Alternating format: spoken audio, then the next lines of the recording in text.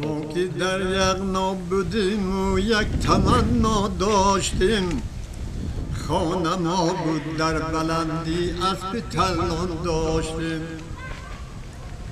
هر کسی میرفت از پسکان تا ده بلند، خانه ارباب بود روی بلند. ترمه ها میکند از نوگ کو تا روی سای، حیف گلهای مداری ده بلند. مهنتی در کوی تنگی کردیم، وادو تا آسیا راهو کلام بگشادیم. بره ها میچریدن روی سبزه ها، هر قدم میزد در هر چشمه ها. آب سنگ کوچه میزد سب سفید، حیف آبو حیف آبو